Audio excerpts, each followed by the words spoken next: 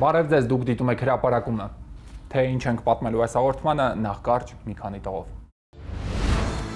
Էմանուել Մակրոնի երրորդյա այցը Հայաստան մեկ օրը պետական, ռազմավարական հռչակագրից մինչև երևանյան զբոսանքներ, հայ-ֆրանսիական հարաբերությունները մտնում են նոր փուլ։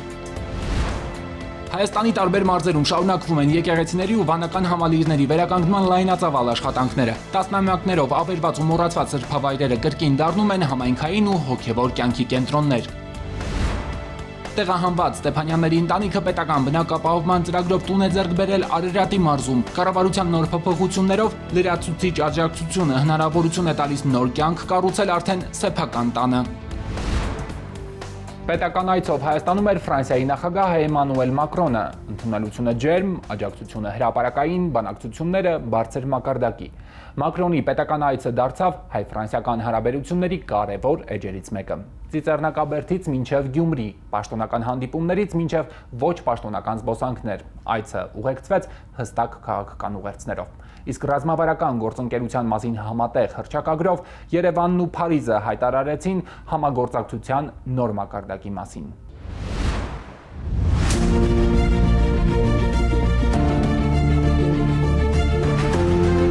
Ջերմ բազմակի գրկախառնություններով թռիչքից առաջ մինչև վերջին րոպեն զրույցներով ու ժպիտներով եզրափակվեց Ֆրանսիայի նախագահի այցը։ Մակրոնը Հայաստանում էր ավելի քան 72 ժամ գերհագեցած օրակարգով։ Հրաժեշտի կադրերն ընդհանուր առմամբ ամփոփում էին ամբողջ այցի տրամադրությունն ու մթնոլորտը, ընդգծված ուշադրություն, հրապարակային աջակցություն, հարաբերությունների նոր մակարդակ։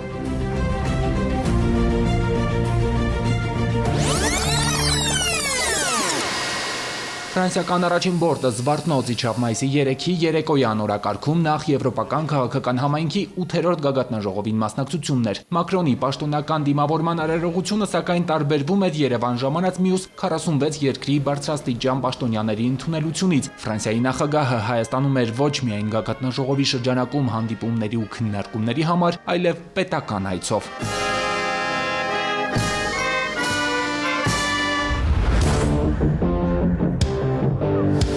Պաշտոնական խիտ օրակարգերի արանքում ոչ պաշտոնական այս կադրերը շատ արագ տարածվեցին համացանցում։ Հյուրընկալած երկիրը վաղ առավոտվա առողջ կենսակերպից չշեղվելով բացահայտելու այս մոտեցումը ցույց տվեց Փաշինյանին ու Մակրոնին միավորող ևս մեկ ընդհանուր նախընտրություն կա։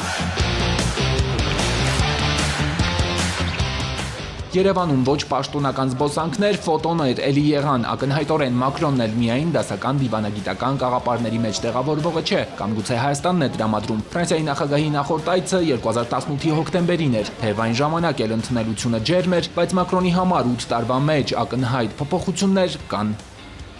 Հայաստանն անցել է նշանակալի ճանապարհ, անցել է պատերազմի միջով, այնուհետև խաղաղություն, այնուհետև բարգավաճում։ Եվ մենք տեսնում ենք, թե ինչքան կան սպասելիքներ, խոստումներ։ Հայաստանը վճռականորեն ընտրել է խաղաղության եւ բարգավաճման ուղին, ամրապնդել է իր ժողովրդավարությունը, չնայած փորձություններին։ Հայաստանը վճռականորեն շարժվում է դեպի Եվրոպա։ Այս ամենը 8 տարի առաջ հնարավոր չէր պատկերացնել, այսինքն կազմակերպել Եվրոպական քաղաքական համայնքի հանդիպում Երևանում։ Գագաթնաժողովի ընթացքում քննարկումների առանցքում էին տարածաշրջանային անվտանգությունը, եվրոպական համագործակցության խորացումը, առկա մարտահրավերները։ Երևանը դարձել էր եվրոպական քաղաքական երկխոսության հարթակ, որտեղ տարբեր երկրների առաջնորդներ ներկայացնում էին իրենց դիրքորոշումները, փորձում ձևակերպել ընդհանուր մոտեցումներ, լուծումներ։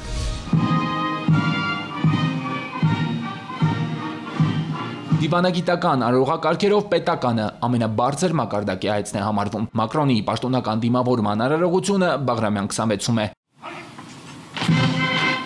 Ամեն ինչ ըստ արարողակարգի, պատվո պահակախմբով, նվագախմբով, պաշտոնական ողջույնով, բայց ինչպես վարչապետ Փաշինյանն է նկատում, Մակրոնի պետական այցը նոր նշաձող է սահմանում պետական արարողակարգերում։ Դուք շրջադարձային նորամուծություն եք իրականացրել ընդհանրապես դիվանագիտական արարողակարգի մեջ,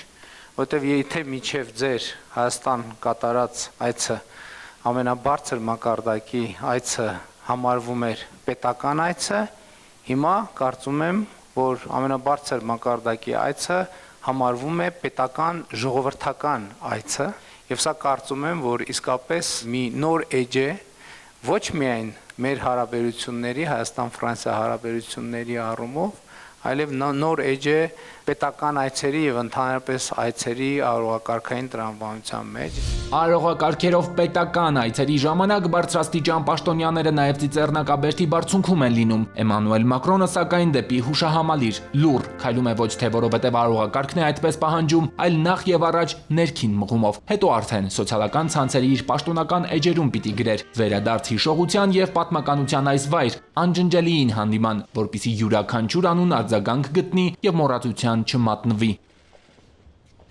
Հայաստանը սիրված է Ֆրանսիայում, եւ այդ սերն արտահայտվում է նաեւ բազմաթիվ խաչվող ճակատագրերով։ Դրանք մարդկային պատմություններ են, որոնց կարելի է հանդիպել ինչպես Երևանի, այնպես էլ Լիոնի կամ Մարսելի փողոցներում։ Երկու երկրների պատվիրակությունները նախորդի երեկոյան արդեն հասցրել էին շփվել ոչ պաշտոնական միջավայրում։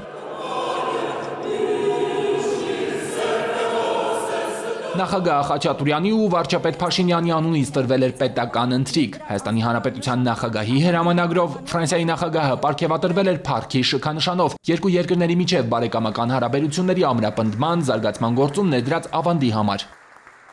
Մակրոնի որոշմամբ էլ Փաշինյանն ու Խաչատուրյանն էին պարգևատրվել Պատվո լեգիոնի մեծ խաչ շքանշանով։ Այն բարձրագույն պարգև է դեռ 1802 թվականից։ Պարգևի հեղինակը Նապոլեոն Բոնապարտն է։ Այս երեկոյի ընթացքում էլ պաշտոնական արարողակարգերը փոխեցին բարեկամ երկրների մտերիմ առաջնորդները։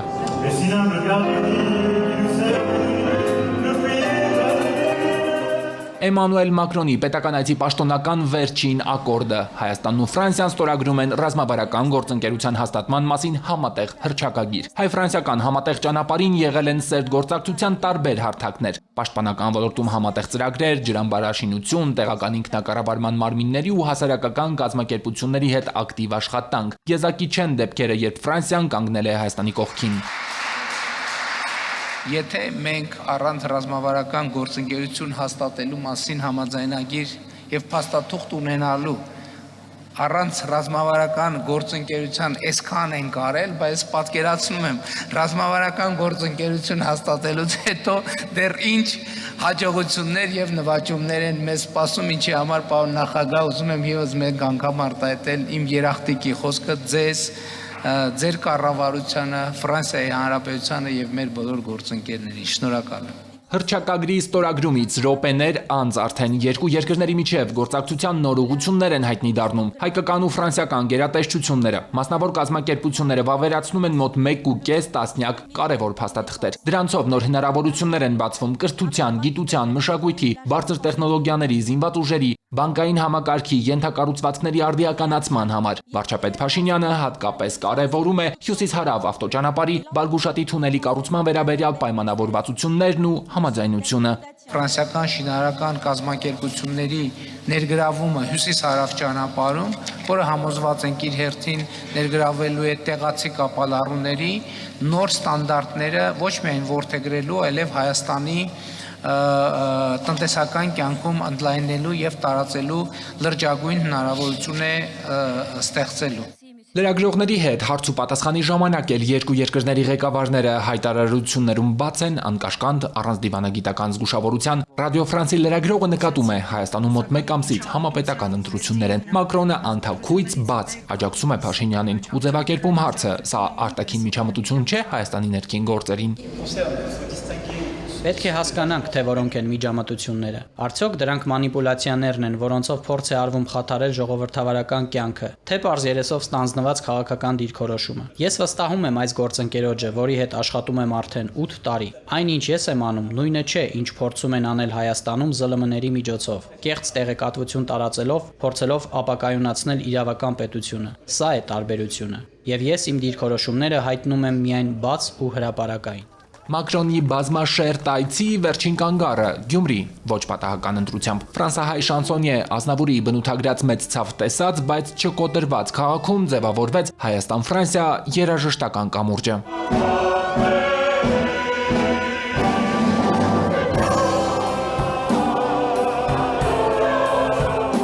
Երկու երկրների դիվանագիտական հարաբերությունների 34-ամյակին նվիրված այս համերգով էլ ավարտվում է Մակրոնի պետական այցը Հայաստան։ Սա արդեն մնում է ոչ թե արձանագրություն փաստաթղթերում, այլ մարդկանց հիշողության մեջ։ Vive l'Arménie, vive la France, vive Gyumri!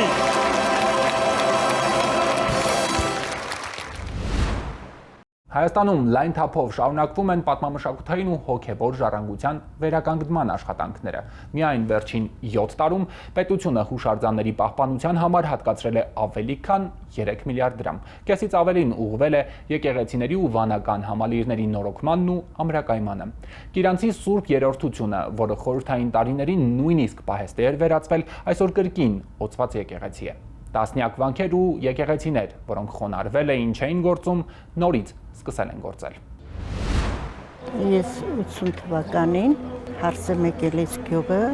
Լորվա մարզից, ապրում եմ մինչև այսօր։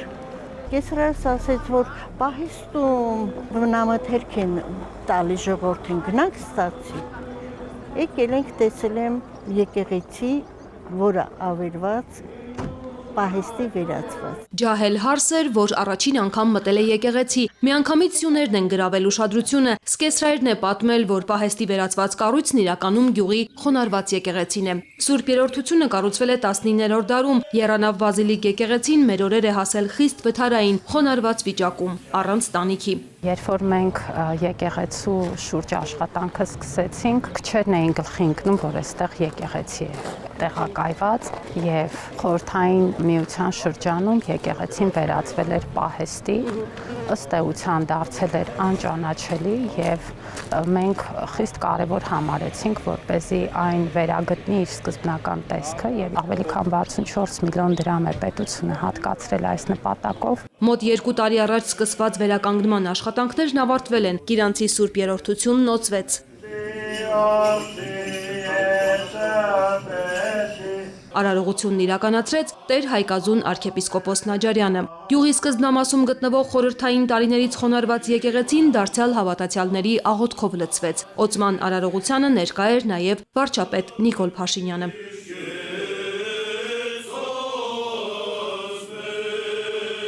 Շատ ուրախ եմ, որ արդեն վերաօծումից հետո եկեղեցին կսկսի գործել եւ կդառնա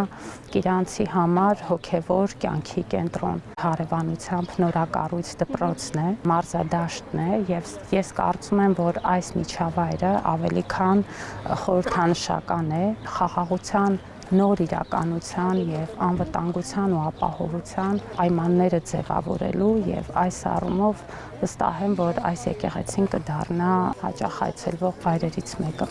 Վերջին անգամ Կիրանցի եկեղեցում պատարագ է մատուցվել մոտ 1 դար առաջ։ Վերականգնված եկեղեցին տեսնելու եւ աղոթելու էին եկել նույնիսկ հարևան գյուղերից։ Սահմանամերձ գյուղի հավատացյալների համար սա կարևոր իրադարձություն է։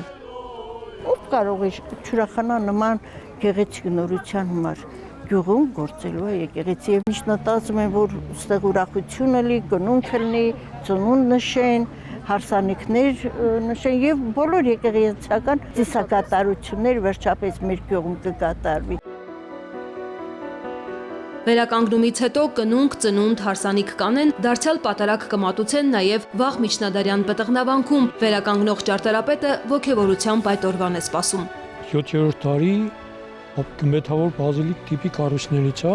եւ առաջինն է այս չափի մեջ։ Պտղնու տաճարը հայ միջնադարյան ճարտարապետության գլուխգործոցներից է։ Կառույցն աչքի է ընկնում ծավալային լուծումների միասնականությամբ, որտեղ գերիշխում է կամ գերիշխում էր գմբեթը։ Պտղնավանքը զգալի վնասվել է 17-րդ դարում երկրաշարժից եւ մոտ 400 տարի գոյության պայքար է մղում բաց երկնքի տակ։ Ամենացավալի երևույթը այս ընթացքում եղել այն, որ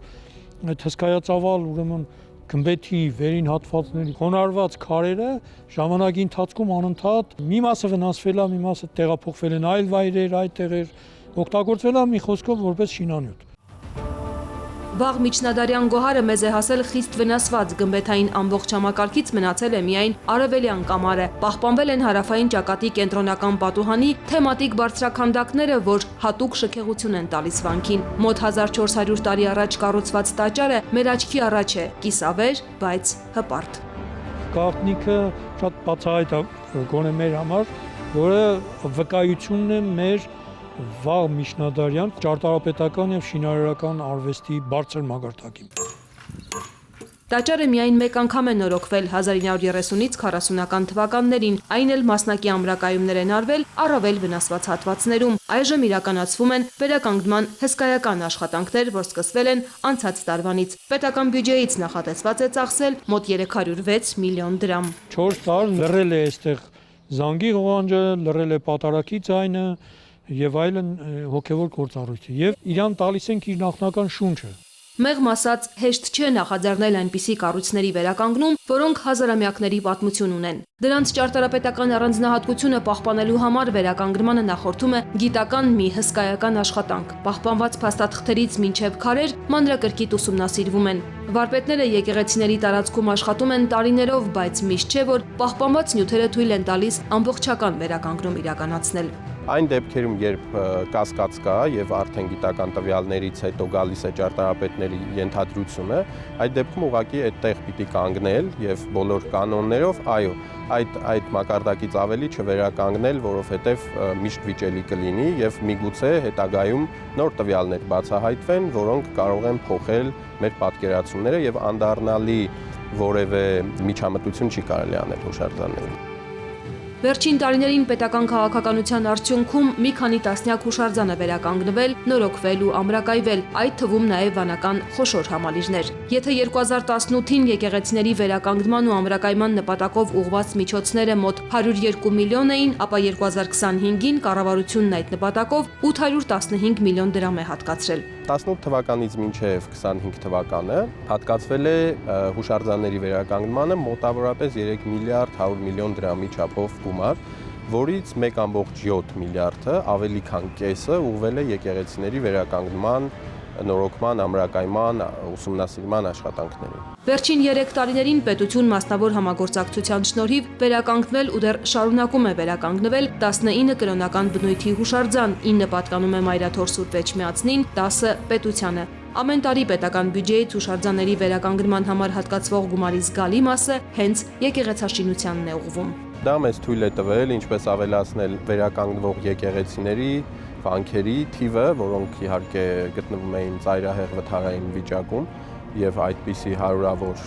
հուշարձաններ ունենք, այնպես էլ ավելացնել այլ բնույթի հուշարձանների թիվը։ Երբեմն մեզ ասած միջնադարյան գոհարները այնպիսի վթարային վիճակում են լինում, որ կորուստն անդառնալի է։ Հաճախ եկեղեցիներն ու վանքերը զգալի վնասվում են հենց բաց երկնքի տակ մնալու պատճառով, որոշ կորուստներից կարելի էր խուսափել, եթե դրանց վերականգնումն ավելի շուտ սկսվեր։ Ինչքան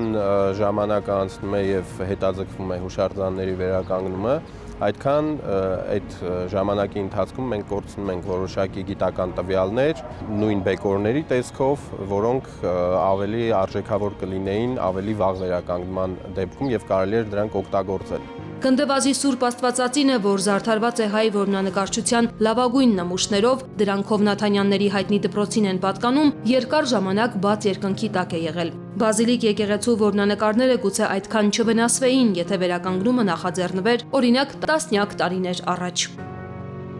Նման օրինակ իրավիճակում են նաև Քոբայրավանքի որմնանկարները։ Տարիներ առաջ արված ժամանակավոր ծածկը հետագա վնասներից խուսափելու համար է։ Վանական համալիրում վերականգնման աշխատանքները կվերսկսվեն 2027-ին։ Պայմանական ասեմ, եթե կառույցը տեր է ունենում, ավելի երկարատև է ապրում, ավելի լավ է ապրում, այսինքն հոգատարություն, խնամ, առօրյական, ամենօրյա, դա երկարացնում է կառույցի կյանքը։ Հայկական ճարտարապետական ժառանգությունը պահպանելու ու սերունդներին փոխանցելու քաղաքականությունը կշարունակվի։ 2027-ին նախատեսված է ամրակայման ու վերականգնման աշխատանքներ սկսել 10-ից ավելի եկեղեցիներում ու վանական համալիրներում։ Տեղահանված Ստեփանյանների 8 հոգանոց ընտանիքը ամեն ինչ նորից է սկսել Արարատի մարզում։ Պետական բնակապահովման ծրագրով ձեռք բերված տունն արդեն նորոգում են, այգի հիմնում, տնտեսություն ստեղծելու ծրագրեր կազմում։ Կառավարության նախաձեռնած վերջին փոփոխություններով ընտանիքի յուրաքանչյուր անդամին տրամադրվող լրացուցիչ 1 միլիոն դրամը նոր հնարավորություններ է բացել երկրորդ հարկի վերանորոգումից մինչև անասնաշենքի կառուցում։ Թիթիզ աղջիկ, թիթիզ։ Հայր ու դուստր Ստեփանյանների առաջին հանդիպումը աղջնակի ծննդից 1.5 ամիս հետո է միայն եղել։ 46 օր հետո տեսել եմ Անայից, արդեն մեծ աղջիկ եղել է։ Պատերազմի օրերին Ստեփանյանների բազմանդամ ընտանիքը նախաստատվել է Հրազդանում, հետո մի քանի տարի վարձով բնակվել է Արարատի մարզի Այգեզարդում։ 1 տարի է Ղարաբաղից տեղահանվածների բնակապահովման պետական ծրագրով սեփական տուն են գնել նույն գյուղում։ Ամեն մի միջավայրում է լավ ու վատ ելնում է, բայց մեր այս հայկական բնաշխարհի ժողովուրդը նենց են արել, որ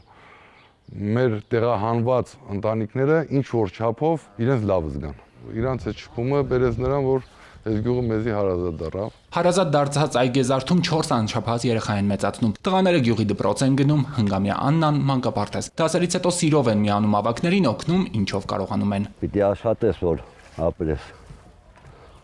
Դե ինչի որ նստած տեղը բերելու են քեզ տան։ Տնամերձ հողատարածքն են մշակում, աշխատում, փորձում ամեն ինչ նորից սկսել։ Ինչ չեղած չունենք, սաղը թողիկ։ Գովից, խոզից, ինչ իմանամ էլի, ընտանիքի ինչ եղել է թողել ենք։ Մենք մեծահասակ ենք, այս ջահելները արդեն հարմարվել են, երեխեք են, կհարմարվեն ամեն ինչը։ Կառավարության նախաձեռնած վերջին փոփոխություններից հետո 8 հոգանոց ընտանիքի յուրաքանչյուր անդամին տրվում է լրացուցիչ 1 միլիոն դրամ գումար։ Փողի մի մասով երկհարկ առանձնատան երկրորդ հարկում արդեն սկսել են նորոգման, կահավորման աշխատանքներ։ Ճիշտ որ ասեմ, չէինք սպասում այս իրավիճակին, որ այդ 1 միլիոնները պետք է ավելանալու դեպքում շատ մեծ օգնություն էր։ Կահույքն է, որ պետք է վաղը գան տեղադրեն, այս երկու սենյակի հիմար է նախատեսված, որը որ 2 օրվա մեջ հասցրել եմ շինարարություն եմ արել։ Նաև գյուղում հողատարածք են գնել, հիմնել են պտղատու մեծ այգի, տանեկից կիսակառույց անասնաշենք ունեն, պլաններում է դա էլ վերանորոգել ու ընտանիքի համար եկամտի եւս մեկ աղբյուր ստեղծել։ Հիմնականում այս հատվածում մնում է գրիշը, մոտորապես 300 քառակուսուց ավել տարածք է։ Գրիշը ծածկեմ ու մնացածը արդեն ձեռի հետ կարվի էլի։ Ուզում եմ շնաբուծարան սարքեմ։ Կառավարությունը Ղարաբաղից տեղահանված ընտանիքների բնակարանային ապահովման պետական աջակցության ծրագրում նորից փոփոխություններ է նախաձեռնել։ Նախագիծն արդեն դրվել է հանրային քննարկման։ Հավանության արժանանալու դեպքում ծրագրի շրջանակում դրական մնացորդը հնարավոր կլինի ուղղել ոչ միայն գույքի վերանորոգմանը, այլ նաև անհատական բնակելի տների վերակառուցմանն ու տնամերձ տարածքի կառուցմանը։ Ստեփանյաններն անասնաշենքն ավելի շուտ կառուցելու հնարավորություն կունենան։ Դուք դիտում եք հրապարակումը, շնորհակալություն ուշադրության համար։ Մեր բոլոր հաղորդումները հասանելի են նաև YouTube-ում, Arungov-ում, իսկ մեր եթերային հաջորդ հանդիպումը մեկ շաբաթից։